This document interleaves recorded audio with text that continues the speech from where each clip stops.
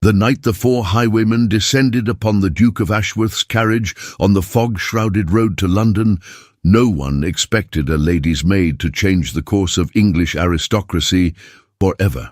While the Duke cowered and his betrothed fainted, Eleanor Ross, a mere servant girl from Yorkshire, did something that would echo through every drawing room from Cornwall to Scotland. She reached for the pistol hidden in her travelling bag, steadied her hand with the calm of a seasoned soldier, and fired twice into the darkness. 2 masked men fell.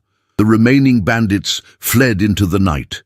But it was not her courage that shocked the manor when they returned.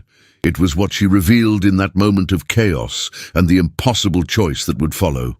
If you are listening to this story, do not forget to click the like button, subscribe to the channel, and tell me in the comments from which part of the world you are listening to this story. I want to know how far it has travelled. Eleanor Ross had long ago accepted that some souls were born to serve while others were born to be served. She was 22 years old, with hair the colour of autumn chestnuts and eyes that held the grey-green of the Yorkshire moors where she had been raised. Her mother had been a seamstress, her father a groundskeeper on a modest estate, and Eleanor herself had entered service at 14, working her way from scullery maid to lady's maid through diligence and an unusual education her mother had insisted upon during stolen evening hours. Now, in the spring of 1815, Eleanor served Lady Charlotte Beaumont, the strikingly beautiful daughter of the Earl of Ravenswood.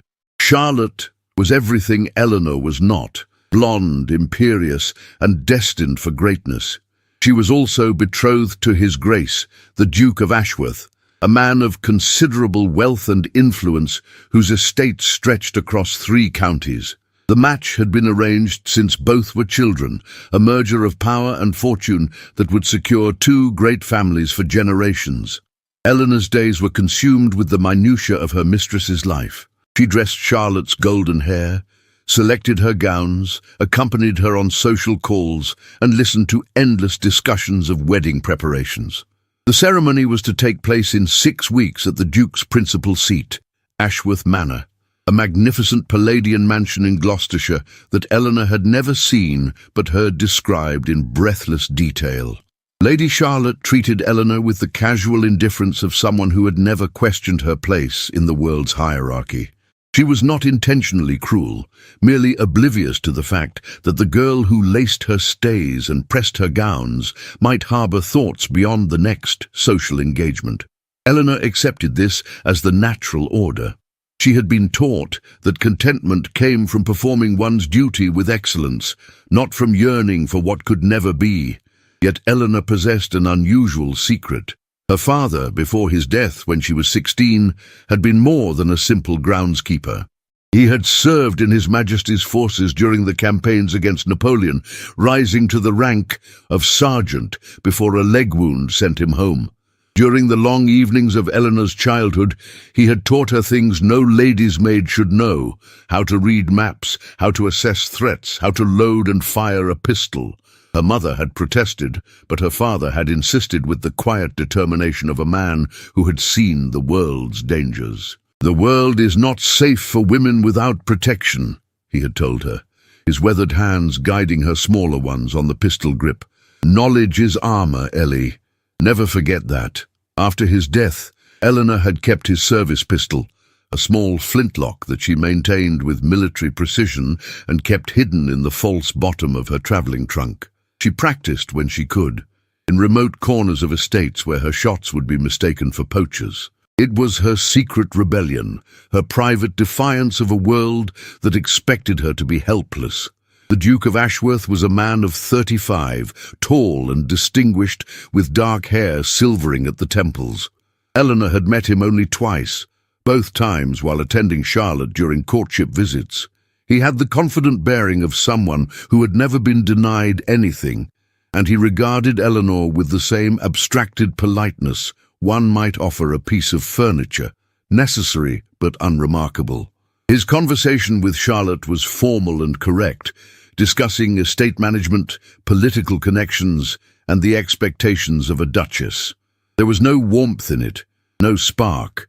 But neither Charlotte nor the Duke seemed to expect such things.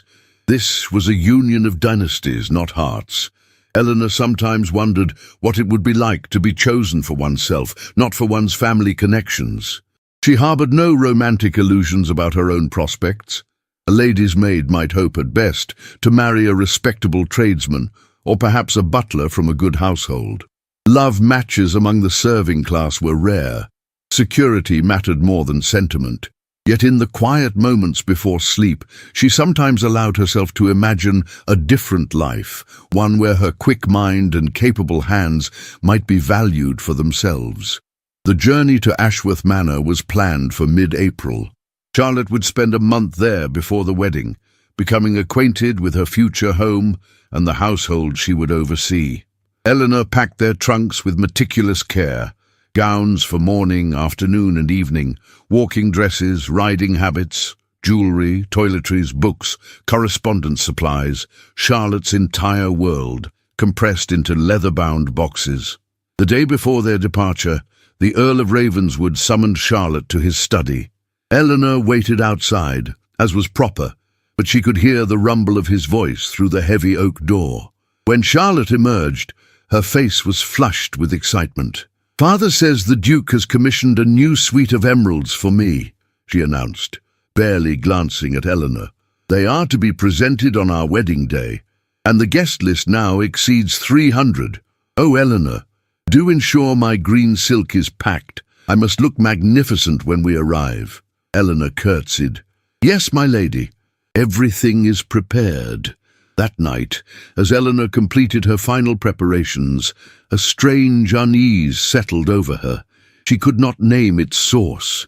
Perhaps it was merely the natural anxiety of change, the knowledge that after the wedding her own life would shift as well. As Charlotte's Duchess, her mistress would require a larger staff, and Eleanor might find herself either promoted to head lady's maid, or if Charlotte chose someone with more fashionable credentials, quietly dismissed with a reference. She reached into her trunk and touched the hidden pistol, drawing comfort from its solid weight. Whatever came, she would face it with the resourcefulness her father had instilled in her. The world might see her as merely a maid, but Eleanor knew herself to be more. She was her father's daughter, and she was ready for whatever lay ahead on the road to Ashworth Manor. The morning of departure dawned grey and cool, with mist clinging to the ground. The carriages were loaded, the horses restless in their traces. The Duke had sent his own coach for Charlotte, a magnificent vehicle emblazoned with the Ashworth coat of arms. Eleanor would ride with Charlotte, while other servants followed in a second carriage with the luggage. It was a 2-day journey, with an overnight stop at a respectable coaching inn. As they departed London, Charlotte chattered about her future, barely pausing for breath. Eleanor listened with half her attention, watching the countryside roll past the window. They left the city behind, entering the greening fields and wooded lanes of the English countryside. The road to Gloucestershire wound through increasingly remote territory, and as afternoon faded toward evening, Eleanor felt that strange unease return. She touched the reticule at her side, feeling the reassuring weight of the pistol she had transferred there that morning. Something was coming. She could feel it in her bones, a soldier's instinct inherited from her father.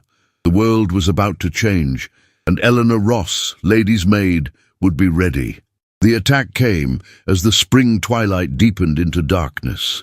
They were still an hour from the coaching inn, travelling along a narrow road flanked by dense woodland, when 4 mounted figures emerged from the trees like spectres conjured from the mist.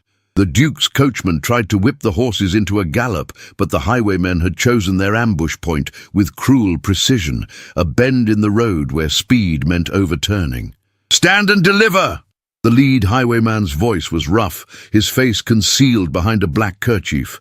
His companions spread out, pistols gleaming in the fading light, blocking any escape. Inside the carriage, Lady Charlotte screamed and promptly fainted, collapsing against the velvet cushions in a swirl of muslin skirts. The Duke of Ashworth, who had insisted on riding with them for this final leg of the journey to introduce his betrothed to his estate properly, went rigid. His face, so confident and aristocratic in the drawing rooms of London, turned ashen. "Do not resist," he said, his voice trembling. "Give them whatever they want." Eleanor felt an icy calm descend upon her, the same clarity her father had described before battle. While Charlotte remained unconscious and the Duke pressed himself into the corner of the carriage, Eleanor assessed the situation with military precision. 4 men, all armed, but their positions were sloppy. They assumed aristocratic prey would submit without resistance. The lead highwayman was already reaching for the carriage door. She moved with the speed of long practice, reaching into her reticule and withdrawing her father's pistol. The weapon was already primed. She had loaded it that morning, responding to the same instinct that now guided her hands. As the carriage door swung open and the lead highwayman thrust his leering face inside, Eleanor raised the pistol and fired. The report was deafening in the confined space. The highwayman jerked backward, clutching his shoulder, howling in pain and shock. Eleanor was already moving, dropping from the carriage with a grace that belied her station. In the chaos of the moment, with gun smoke hanging in the air and the horses screaming in terror, she grabbed the fallen highwayman's pistol from where it had dropped. A second highwayman, younger and less experienced than the others, spurred his horse toward her. Eleanor raised the stolen pistol with both hands, sighted along the barrel as her father had taught her, and squeezed the trigger. The shot took the man in the chest. He tumbled from his horse, hitting the ground with a sickening thud and lying still. The remaining 2 highwaymen stared in disbelief. A lady's maid, for Eleanor's simple dress and cap marked her status clearly, had just shot 2 of their company with the calm efficiency of a trained soldier. For a frozen moment, the world seemed to pause. Then one of them found his voice. "Bloody hell, she's killed Thomas!" Terror replaced greed in his eyes. The 2 surviving bandits wheeled their horses and fled into the darkness, leaving their companions behind. The one Eleanor had shot in the shoulder was already staggering to his feet, clutching his wound and running into the woods with desperate fear, lending him speed. Silence fell, broken only by the nervous stamping of the carriage horses and Charlotte's moaning as she began to regain consciousness. Eleanor stood in the road, a smoking pistol in each hand, her heart hammering but her hands steady. The body of the dead highwayman lay sprawled in the dirt, and Eleanor felt a wave of sickness that she forced down through sheer will.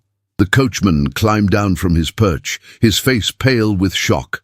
"Miss Ross, you—" The Duke emerged from the carriage, his movements jerky and uncoordinated.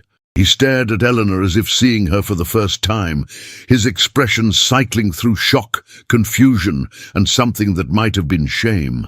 Then his gaze fell on the dead highwayman, and his face went green. "You killed him," he whispered. "You, a woman, killed a man." "I defended us, Your Grace," Eleanor said quietly, carefully setting down the pistols with shaking hands. The calm was beginning to fracture, reaction setting in. "They would have robbed us, perhaps killed us. I did what was necessary." Charlotte had revived enough to appear at the carriage window, her face white as milk. She looked from the body to Eleanor to the Duke, and something in her expression shifted, a flicker of calculation that Eleanor had never seen before. "She murdered that man," Charlotte said, her voice rising with hysteria. "She shot him like a common criminal. In front of the Duke. Eleanor Ross, you have disgraced me, disgraced our entire household. What will people say when they learn my maid behaved like a soldier? Like a man?" Eleanor felt the words strike like physical blows. She had saved their lives, but in doing so, she had violated every principle of proper feminine behavior. A lady did not handle weapons. A lady did not commit violence. A lady certainly did not prove more capable than the gentleman meant to protect her. The Duke's face hardened, recovering some of its usual hauteur. He could not acknowledge that he had cowered while his betrothed's maid demonstrated the courage he lacked. Such an admission would destroy his reputation, his very sense of himself. "Miss Ross," he said, his tone cold and formal, "your actions tonight, while perhaps well-intentioned, were highly inappropriate." You have placed Lady Charlotte in a position of extreme embarrassment. When we reach Ashworth Manor, we will discuss your future employment. I think it best if arrangements are made for your return to London." Eleanor felt the ground shift beneath her feet. She was being punished for saving them. The injustice of it burned in her throat, but years of training held her tongue. She curtsied, the gesture wooden and automatic. "As you wish, Your Grace." They resumed their journey in strained silence. The dead highwayman left for the local magistrate to collect. Charlotte huddled in the corner, refusing to look at Eleanor, as if her maid's competence had somehow contaminated her. The Duke stared out the window, his jaw clenched, and Eleanor sat with her hands folded in her lap, feeling her entire world crumbling around her. When they finally reached the coaching inn, the Duke hustled them inside with unusual haste, giving the innkeeper a vague story about attempted robbery that omitted Eleanor's role entirely. Charlotte retired immediately to their shared room, while the Duke took separate quarters. The other servants, arriving later with the luggage, sensed the tension but knew better than to question it. In the darkness of the small room, with Charlotte's accusing silence heavy in the air, Eleanor lay awake and faced the ruins of her life. She had no other skills beyond service, no family to take her in, no prospects beyond the reference the Duke might or might not provide. She had saved their lives and earned nothing but condemnation for it.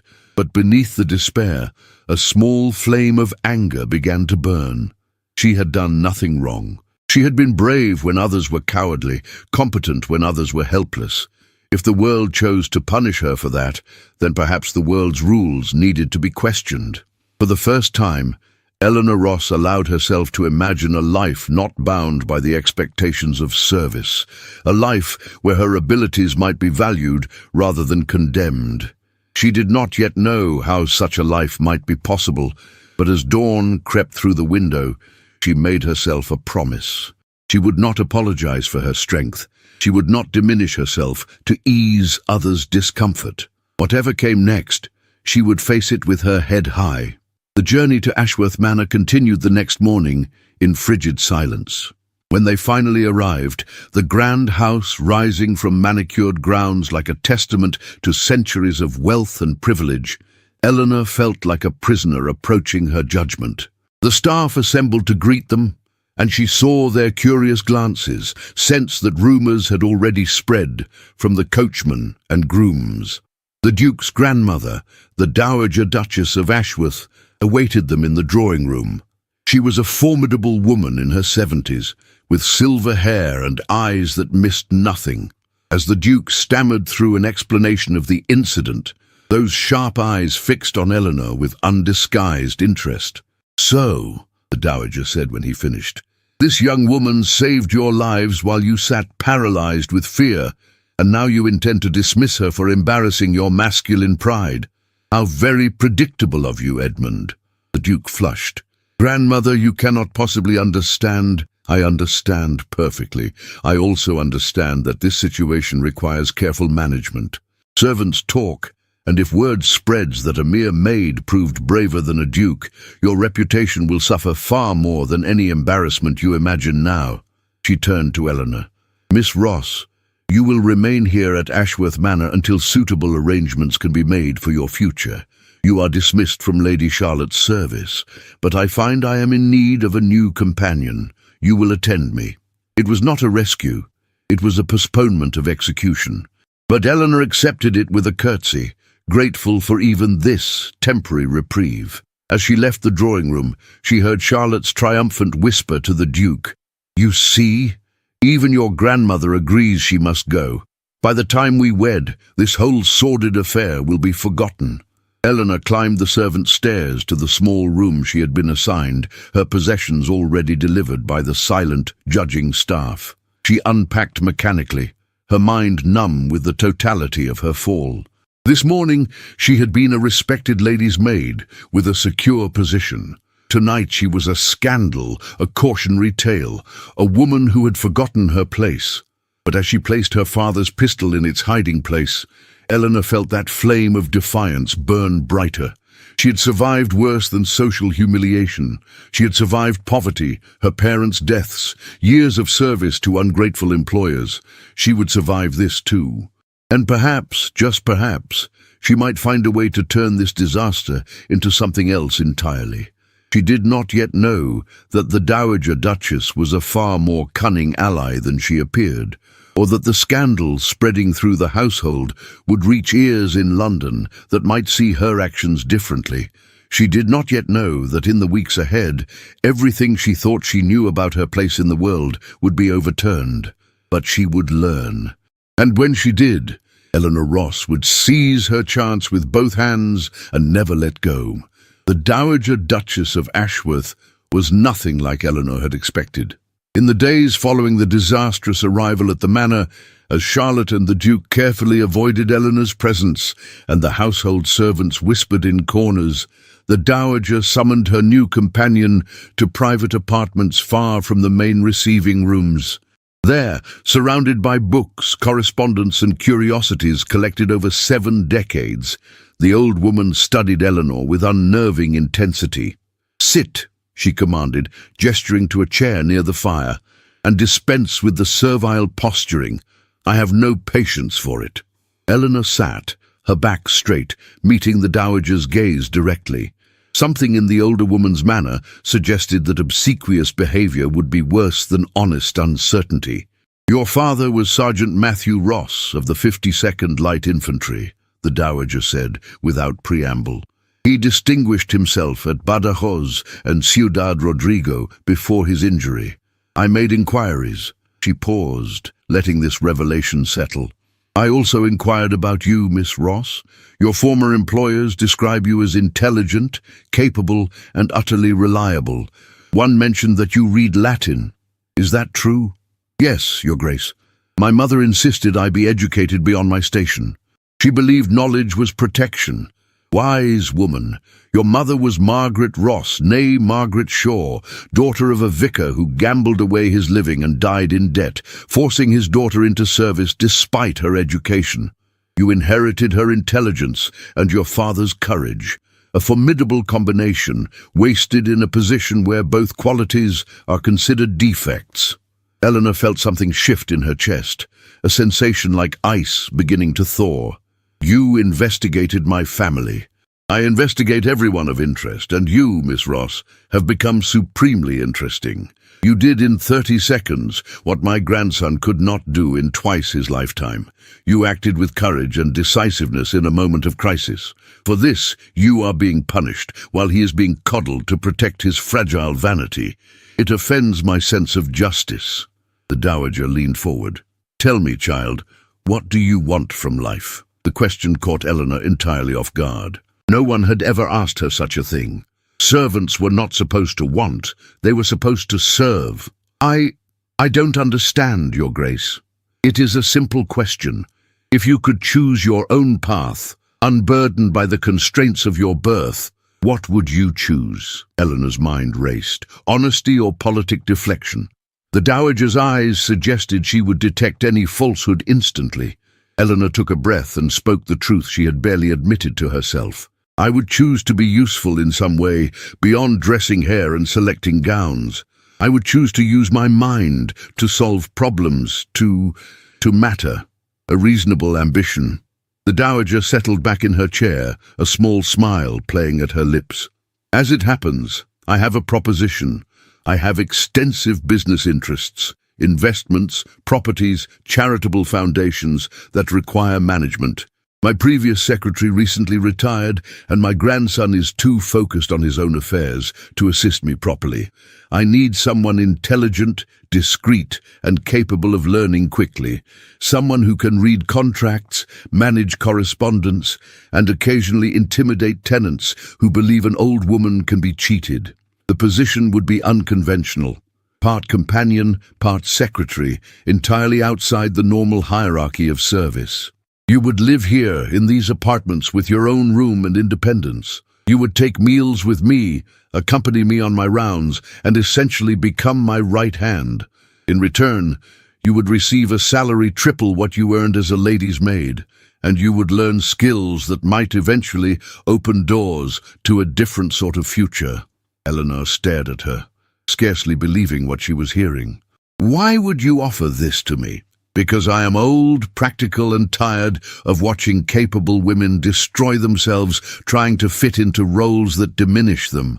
Also because it will absolutely infuriate my grandson and his insipid betrothed, which at my age is excellent entertainment." The dowager's eyes glinted with mischief. "Do you accept?" "Yes." The word came without hesitation, propelled by a hope Eleanor had not allowed herself to feel in years. "Yes, Your Grace, I accept." "Excellent. We begin tomorrow morning at 6. I suggest you sleep well. I am a demanding employer." The transformation of Eleanor's circumstances happened with dizzying speed. She moved from the servants' quarters to a comfortable room adjacent to the dowager's apartments, with a real bed, a writing desk, and windows overlooking the gardens. The household staff, confused by this unprecedented elevation, did not know how to treat her. Too high for a servant, too low for gentry. Eleanor occupied a liminal space that made her both invisible and conspicuous. The dowager was indeed a demanding employer. Eleanor rose at dawn to review correspondence from estate managers, solicitors, and business partners across England. She learned to decipher legal documents, calculate investment returns, and compose letters that conveyed authority without arrogance. The dowager taught with sharp efficiency, correcting errors immediately but praising progress generously. For the first time in her life, Eleanor felt her mind fully engaged, stretched and challenged in ways that made her pulse race with excitement rather than anxiety. They travelled together around the estate, the dowager in her carriage with Eleanor beside her, visiting tenant farms and estate buildings. The old woman was shrewd in her dealings, sympathetic to genuine hardship but implacable against laziness or deception.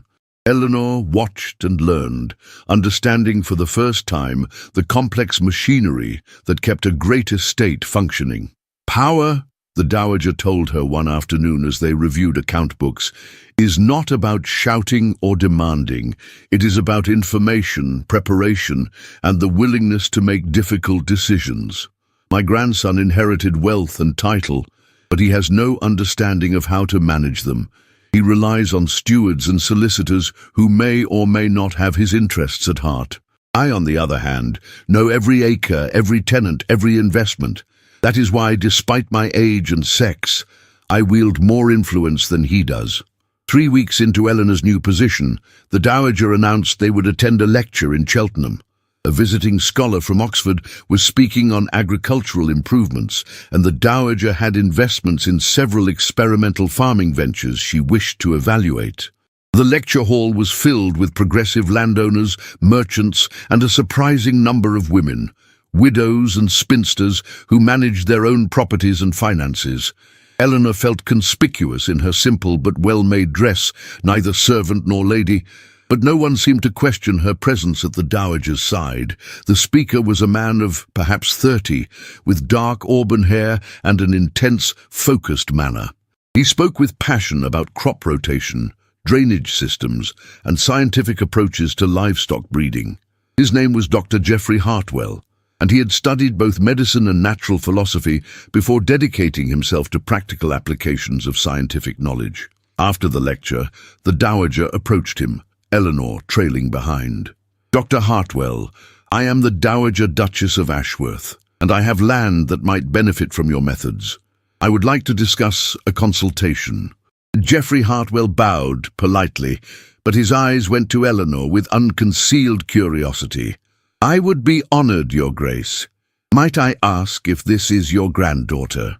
"My secretary and companion, Miss Eleanor Ross. She manages my business affairs and will be handling the details of any arrangement we make."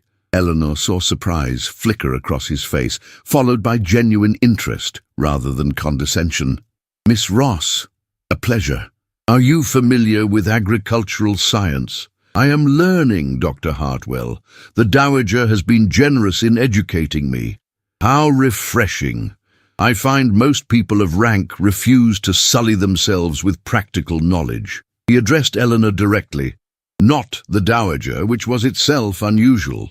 What did you think of my proposals regarding soil chemistry? Eleanor, emboldened by his direct manner, answered honestly, I thought your theory about mineral depletion was compelling, but I wondered about the cost of the fertilizers you recommend. For a large estate, the expense might outweigh the yield improvements in the short term. His face lit with approval. An excellent observation. Yes, the initial investment is significant, but calculations suggest it pays for itself within 3 growing seasons. I have documented results from several test farms, if you would care to review them. I would, very much. The dowager watched this exchange with satisfaction. Before they parted, she had arranged for Dr. Hartwell to visit Ashworth Manor the following week to assess several of the estate's farms. Eleanor would coordinate his visit and accompany him on his inspections. As they rode back to the manor, the dowager said casually, He is unmarried, you know. A younger son of a Dorset gentleman, making his own way through intellect rather than inheritance. Quite radical, really, this notion that one should work for one's living even with gentle birth. I approve. Eleanor felt heat rise in her cheeks. Your Grace, surely you're not suggesting... I am suggesting nothing. Merely observing that Dr. Hartwell looked at you as though you were a person rather than a decorative object or a servant, which is rare enough to be noteworthy. What you do with such observations is entirely your concern. That night, alone in her room, Eleanor allowed herself to acknowledge the flutter of excitement she had felt under Geoffrey Hartwell's interested gaze. He had spoken to her as an equal, engaged her mind, valued her opinion. It was intoxicating in a way no flirtation had ever been, because it touched something deeper than physical attraction. It touched her sense of self. But she cautioned herself against hope. She was still Eleanor Ross, daughter of servants, with no fortune and a scandal attached to her name. Dr. Hartwell might respect her intellect, but that was far from courtship, and courtship was far from marriage. Men of his class might admire a clever woman, but rarely wish to wed one, especially one so far beneath them socially. Still, when she finally slept, Eleanor dreamed not of pistols and highwaymen, but of lecture halls and earnest conversations, of a future where her mind might be her greatest asset rather than a liability to be hidden. It was a dangerous dream, fragile as spring frost, but she allowed herself to hold it close as sleep claimed her. In the morning, she would return to her work with the dowager, to accounts and correspondence and the slow, steady building of capabilities. But something had shifted. Eleanor was beginning to see possibilities beyond mere survival, and once seen, such visions were impossible to ignore. Dr. Geoffrey Hartwell arrived at Ashworth Manor on a bright morning in early May, bringing with him portfolios of research, soil samples in labelled jars, and an infectious enthusiasm for agricultural reform.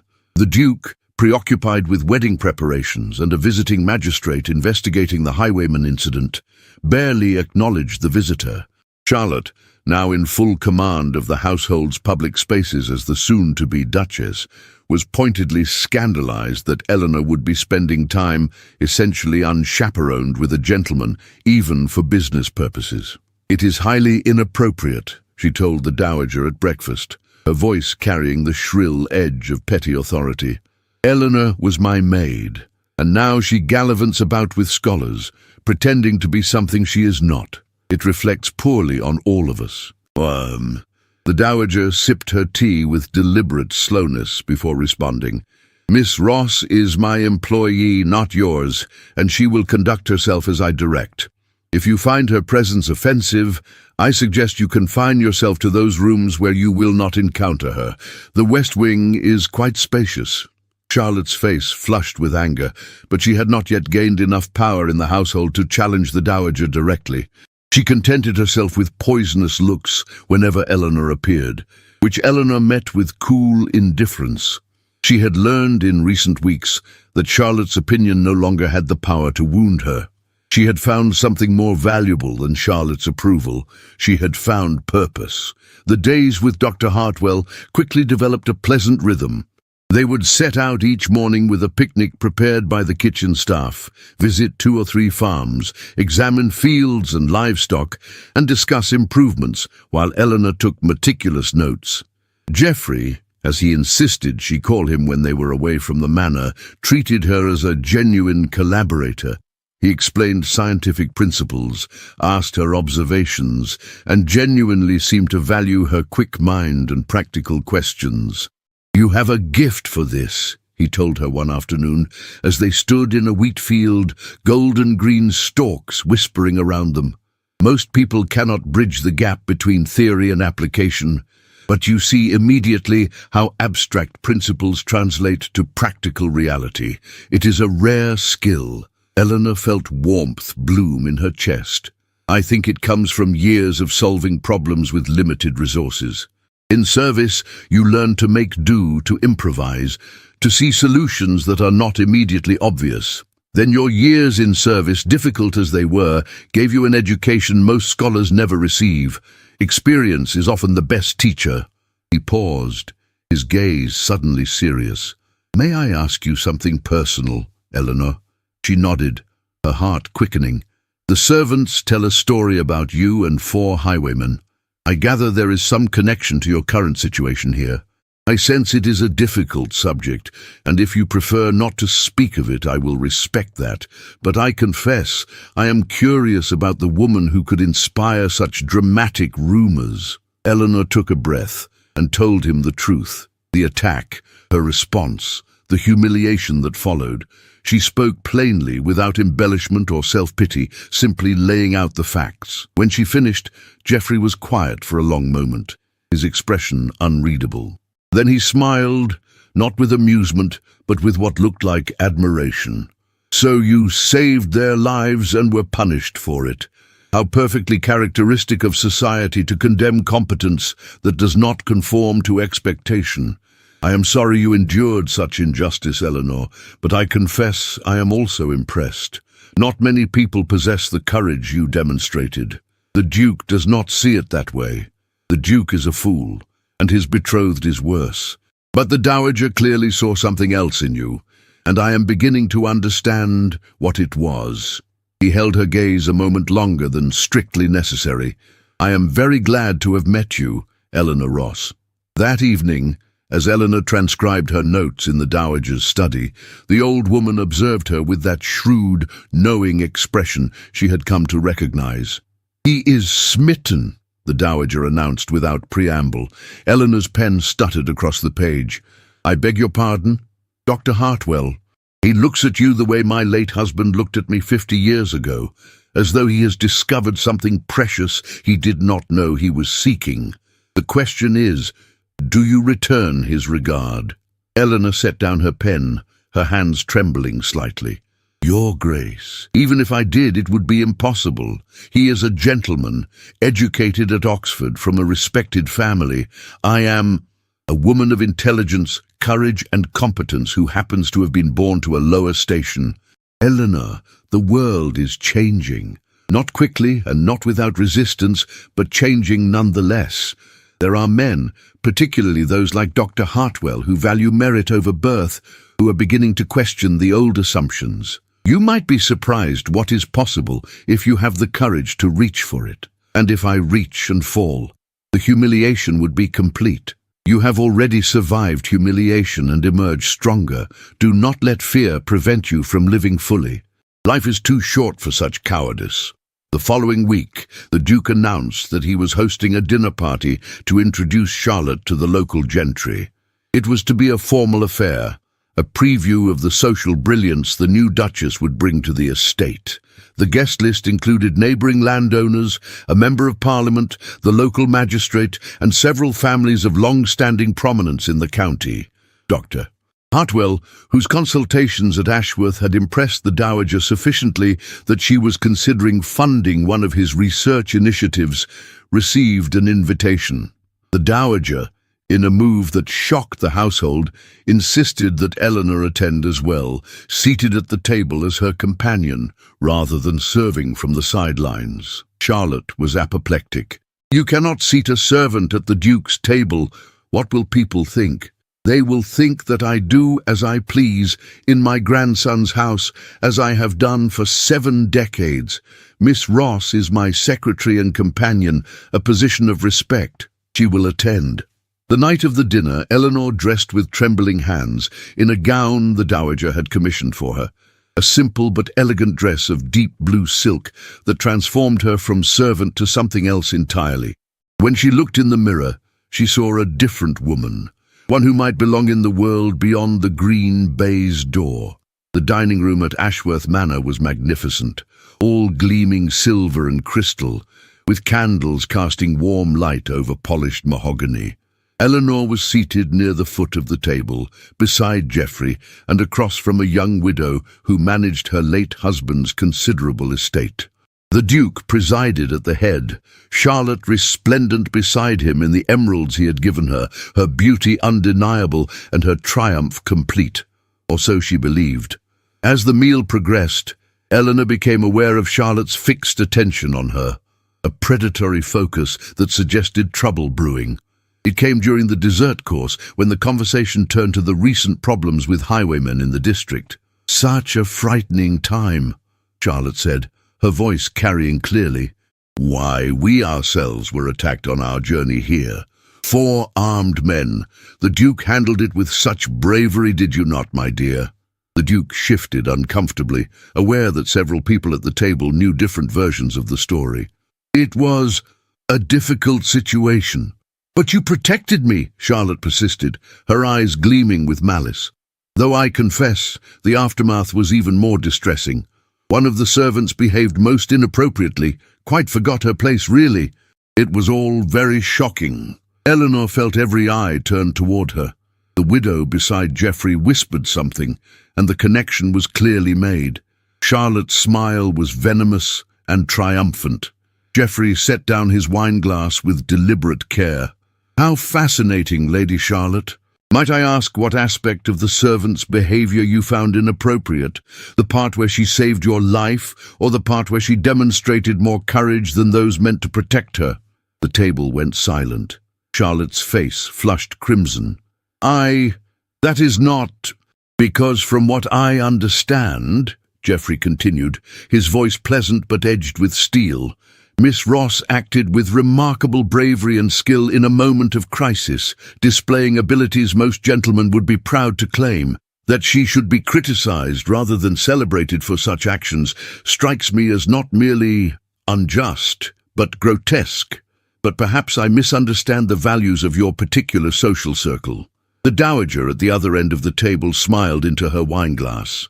The Duke looked as though he wished to sink through the floor, and Charlotte, her attempt to humiliate Eleanor turned back upon herself, could only sit in seething, impotent fury. The widow beside Geoffrey leaned forward, addressing Eleanor directly. "Miss Ross, I should very much like to hear your account of the incident, if you are willing to share it. I find stories of women who refused to be helpless quite inspiring." Eleanor, her heart pounding, but her voice steady, told the story once more. This time, she was met not with condemnation, but with expressions of admiration from several of the women present and grudging respect from the men. By the time she finished, the narrative had shifted irrevocably. She was no longer the scandal, but the heroine, and Charlotte's attempt to shame her had backfired spectacularly. After dinner, as the guests moved to the drawing room, Geoffrey drew Eleanor aside. "I hope I did not overstep by defending you. You spoke the truth. I am grateful. Eleanor, I must tell you something before my courage fails me. These weeks working with you have been the most intellectually stimulating and personally satisfying of my life. You challenge me, inspire me, and make me believe that partnership between equals might truly be possible. I know this is presumptuous.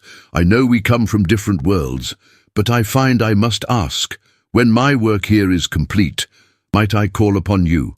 Might I have permission to court you, properly and openly?" Eleanor looked into his earnest, intelligent face and felt the final walls around her heart crumble. "Yes," she whispered. "Yes, Geoffrey, you may." His smile was radiant. Across the room, Charlotte watched them with naked hatred, while the dowager raised her glass in a silent, satisfied toast. Eleanor had survived scandal, transformed her life, and now stood on the threshold of something she had never dared dream possible. A future chosen by her own hand, with a man who valued her for exactly who she was. The golden cage had shattered, and Eleanor was finally gloriously free. The engagement announcement appeared in the Times 6 weeks later, shocking London society and scandalizing the drawing rooms of the aristocracy. Dr. Geoffrey Hartwell, gentleman and scholar, was to wed Miss Eleanor Ross, companion to the Dowager Duchess of Ashworth. The notice was spare and dignified, offering no explanation and requiring none, yet the absence of detail only fueled speculation. Eleanor had been prepared for the reaction. What she had not anticipated was the bifurcation of public opinion that followed. The traditional voices condemned the match as proof of declining moral standards.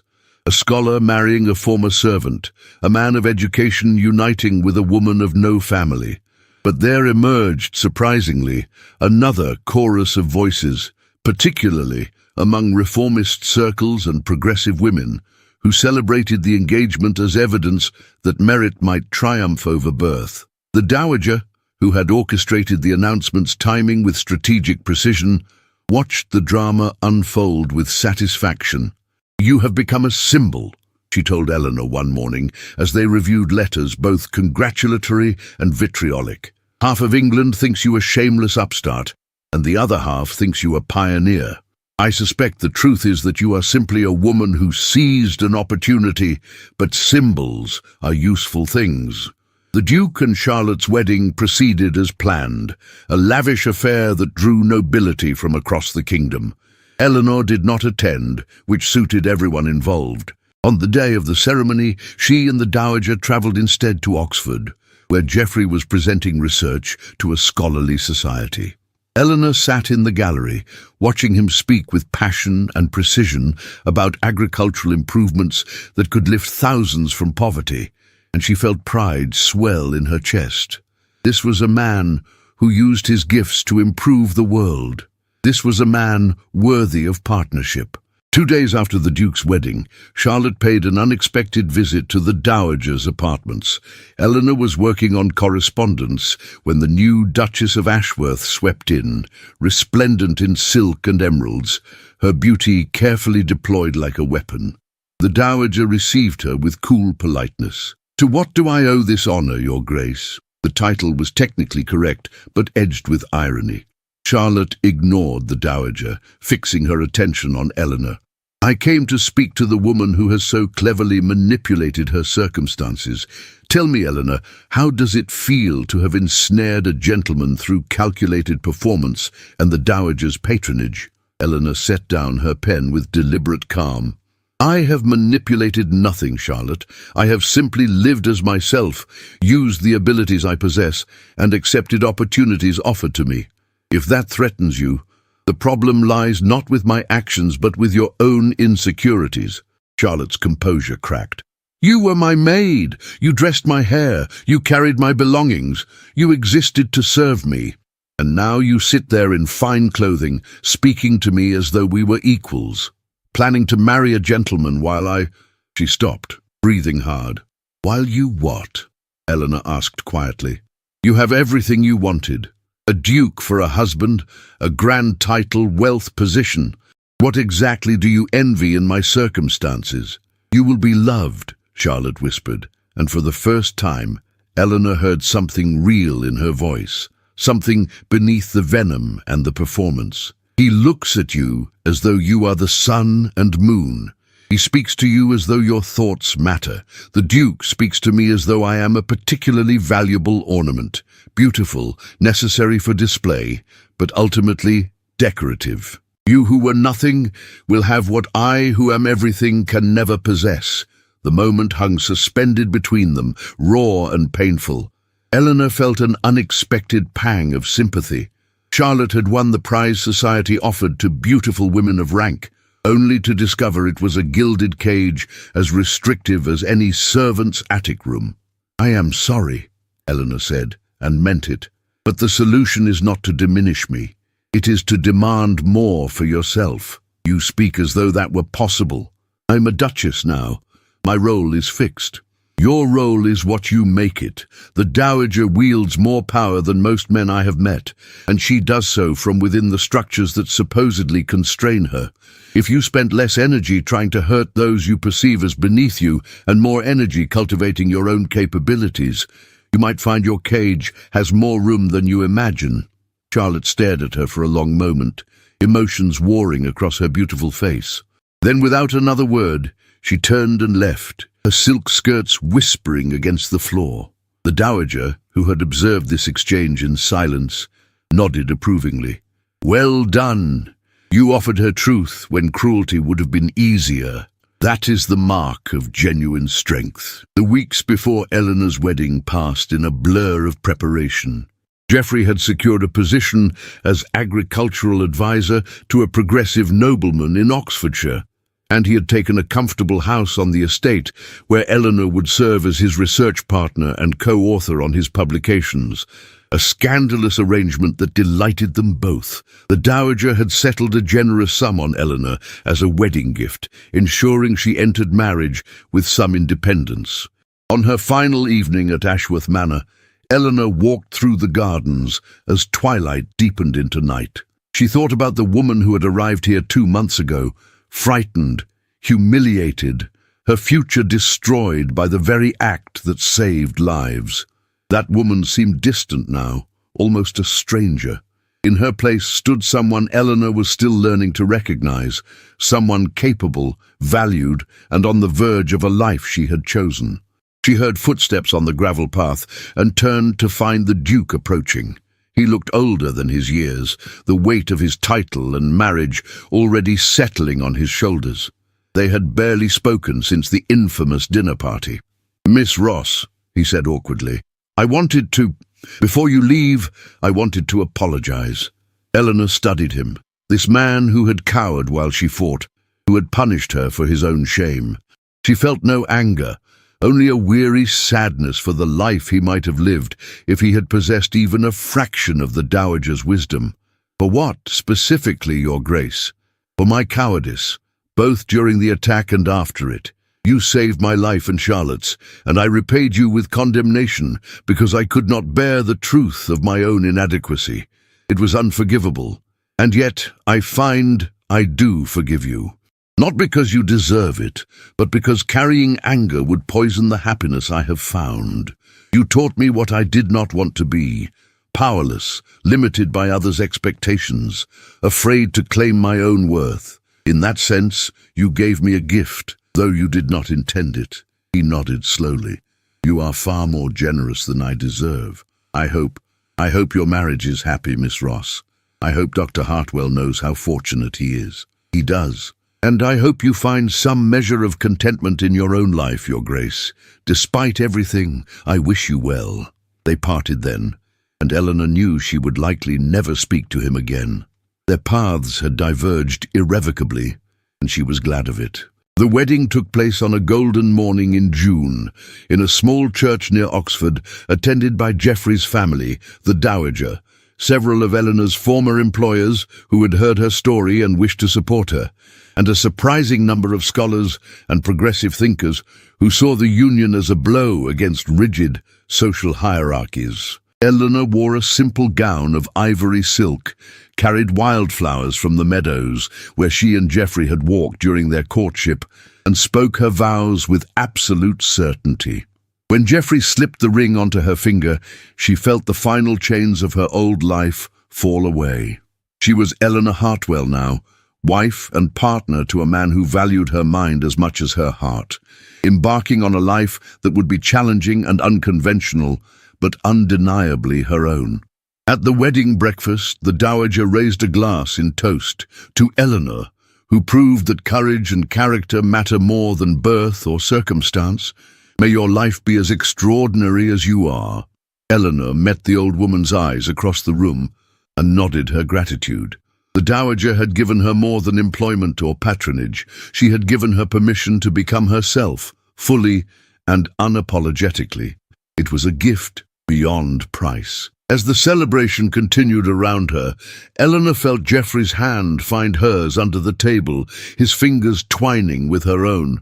She squeezed back, a silent promise passing between them. Whatever challenges lay ahead, and she harbored no illusions that their unconventional marriage would face opposition. They would face them together, as equals, as partners. She had been born to serve, trained to be invisible, expected to know her place. Instead, she had become visible, valuable, victorious. The woman who had fired 2 shots in the darkness and killed a man to save lives had also, in a sense, killed the person she had been expected to be. In that death, she had found rebirth. The golden cage was far behind her now. Ahead lay open roads, endless possibilities, and the thrilling uncertainty of a life lived on her own terms.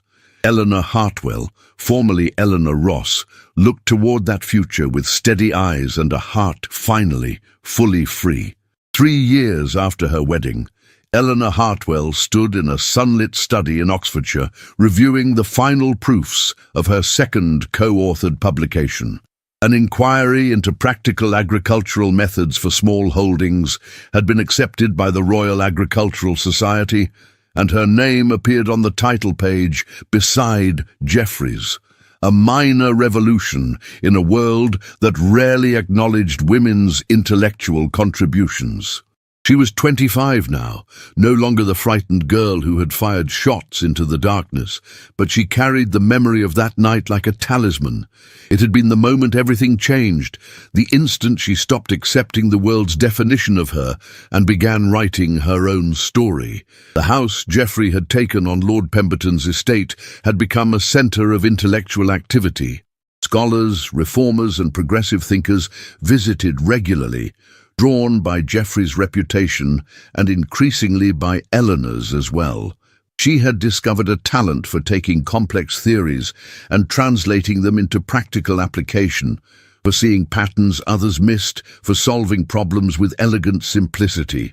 Their work was gaining recognition, not just in agricultural circles, but in the broader movements for social reform. Eleanor had also become an informal mentor to young women seeking alternatives to traditional paths. Governess daughters, impoverished gentlewomen, even servants who demonstrated unusual aptitude. She found them positions, recommended them for education, wrote references that opened doors previously locked. The dowager, who visited regularly and conducted extensive correspondence with Eleanor, had established a small fund to support these efforts. "You are creating a network," the dowager had told her during her last visit. "A generation of women who will remember that someone believed in them when the world did not. That is a legacy, Eleanor." On this particular morning, Eleanor's work was interrupted by Geoffrey entering the study with unusual energy. "You will never guess what arrived in the post," he said, waving a letter. "An invitation from Lady Charlotte Ashworth, the Duchess, requesting our presence at Ashworth Manor. She wishes to discuss, and I quote, implementing systematic improvements to estate management, with particular attention to practices that might provide education and advancement to capable servants. She has specifically requested your expertise." Eleanor stared at him in astonishment. "Charlotte wants my help. Apparently, the letter is quite formal, but there is something almost humble in it. She mentions that she has been observing the changes at estates influenced by our work and wishes to modernize Ashworth's practices. She also," he paused, scanning the letter.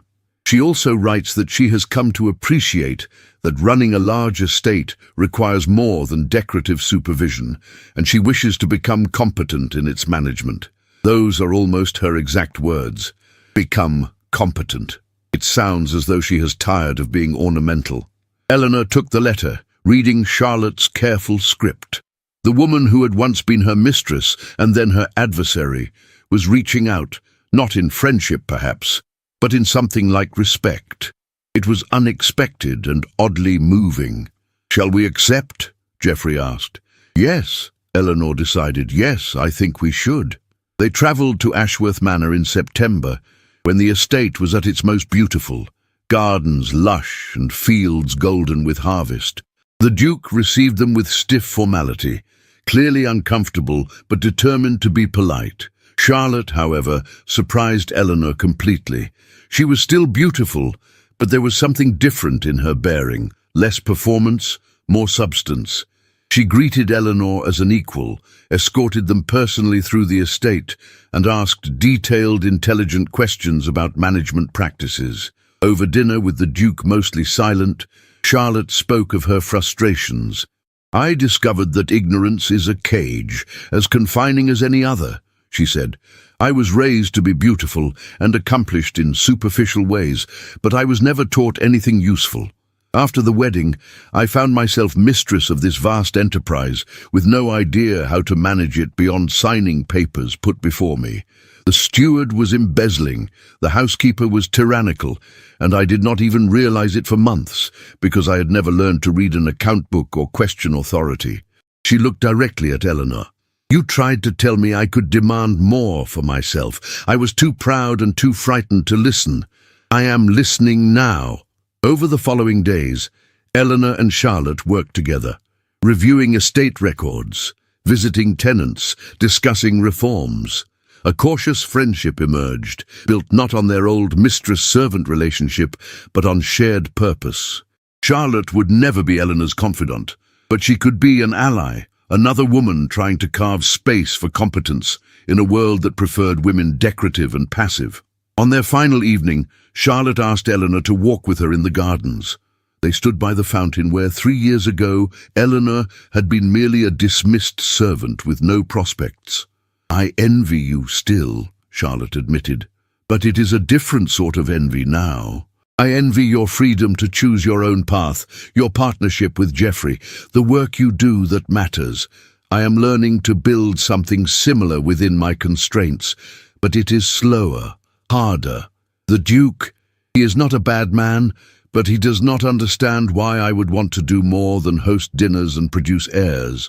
We live parallel lives that rarely intersect meaningfully." "I'm sorry," Eleanor said, and found she meant it completely. "You deserve more than that, perhaps. But I am learning to take what I can get and make it enough. I'm implementing reforms, improving conditions for tenants and servants, studying agriculture and management. If I cannot have love, I can at least have purpose. It is something." They parted on better terms than Eleanor would have thought possible. Two women who had travelled very different paths, but arrived at similar understandings. As she and Geoffrey rode away from Ashworth Manor, Eleanor reflected on how strange and circular life could be, returning to the place of her greatest humiliation as an honoured guest, helping the woman who had scorned her become someone stronger. The years continued to unfold with steady purpose. Eleanor and Geoffrey's work flourished, their publications influencing estate management across England. They travelled, attended lectures, hosted gatherings of reformist thinkers. They also faced opposition. Sneers from traditionalists, accusations that Eleanor was unnatural, periodic social snubs. But they faced these challenges together, and Eleanor discovered that having chosen her path, she could walk it with confidence.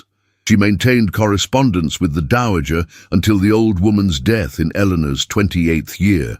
The Dowager left her a substantial inheritance and a letter that Eleanor treasured above the money. "You were the best investment I ever made. Not because of what you accomplished, though that is considerable, but because you proved that one courageous choice can change everything.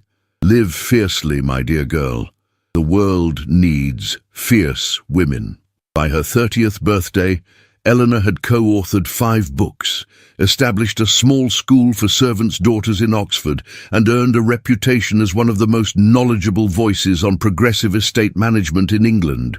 She and Geoffrey had 2 children, a daughter and a son, whom they were raising with the same principles of equality and education that had saved Eleanor's life. She never forgot where she had come from.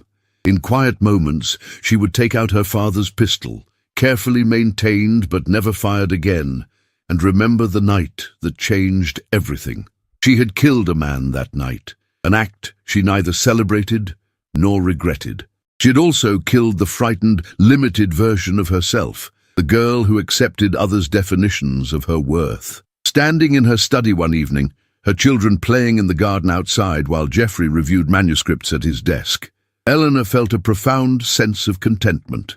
This life, unconventional, challenging, constantly evolving, was hers. She had built it shot by shot, choice by choice, refusing to accept the world's restrictions. The Highwaymen had intended to rob her of valuables. Instead, they had inadvertently robbed her of her limitations, forcing her into a moment of crisis that revealed her true capabilities. From that revelation had come everything else: the dowager's patronage, Geoffrey's love, the work that gave her purpose, the children who would grow up knowing their mother as powerful and competent. She had bloomed where she was planted, but only after having the courage to tear up those roots and transplant herself into richer soil. It had required bravery, determination, and the willingness to endure scorn and opposition. But it had been worth every difficult moment. Eleanor Hartwell, formerly Eleanor Ross, servant girl and scandal, looked at the life she had built and knew herself to be exactly where she belonged. The world had tried to confine her to a golden cage of expectations and limitations. She had shattered that cage with 2 pistol shots in the darkness and walked free into a future of her own making. And she had never looked back. If you are listening to this story, do not forget to click the like button, subscribe to the channel, and tell me in the comments from which part of the world you are listening to this story. I want to know how far it has traveled.